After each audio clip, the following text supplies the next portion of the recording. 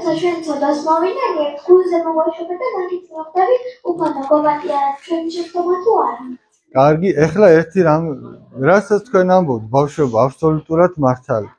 მაგრამ არის კიდევ რაღაცა ერთი ნიუანსი, რომ ძალიან მნიშვნელოვანი, რომელიც მართლაც გიდასტურებს, რომ შენ მოგეწევა შეცოდებები და აი რას ამბობს ერთ-ერთი დიდი ათონელი მამა, ეს ბავშვები ერთ-ერთი რაღაცა ვერ არიგდებიან. აბა შუაში როზის სადმე გადასვლა. შენ ცოტა აქეთ გამოიწიე და აჰა, ომიც დამთავრდება. აი ეხლა დააკვირდით რას ამბობს წმინდა სილვან ათონელი.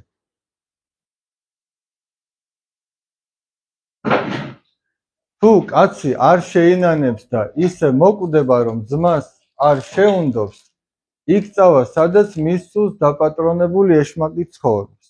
ანუ თუ თავის ძმას არ აპატიებს, მაშინ იქ წავა, სადაც ეშმაკი. ანუ ჯოჯოხეთში წავა. ასეთია ჩვენი კანონი. თუ შენ შეუნდობ სხვას, ესე იგი უფალმაც შეგინდო. ანუ რითი ჩანს იცი, რომ შენ შეგინდო უფალმა? თუ შენ შეგიძლია რომ ძმას აპატიო.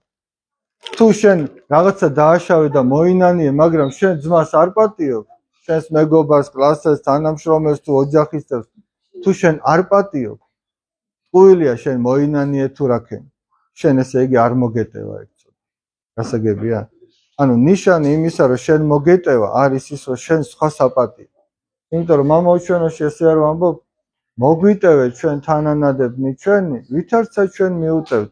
ჩვენ თვითონ ვთხოვთ ღმერთო, როგორც ჩვენ პატიობთ სხვას, ისე გვაპატიო. ხოლო თუ ძმას არ შეუნდობ, ესე იგი შენი ცოდვა შენთანვე რჩება. შეიძლება დააშავე, აი დავუშვათ ბილწი სიტყვა თქვი რაღაც. ნანობ, მიდიხარ მოძღვართან ახსარებას ამბობ. მაგრამ ვიღაცამ რომ შენ ცუდი სიტყვა გითხრა, იმას არ პატიო. ესე იგი შენ ტყუილად მიხვედი და ტყუილად ამბობ მაშინ.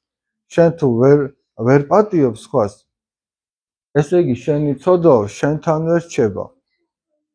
და ესეთ სინანული არ არის ბოლომდე სინანული. გესმით რაზე ალაპ. ანუ გზა რა არის? ჩვენ რომ მოგვეტევოს და რითი ვხვდებით რომ მოგვეტევა?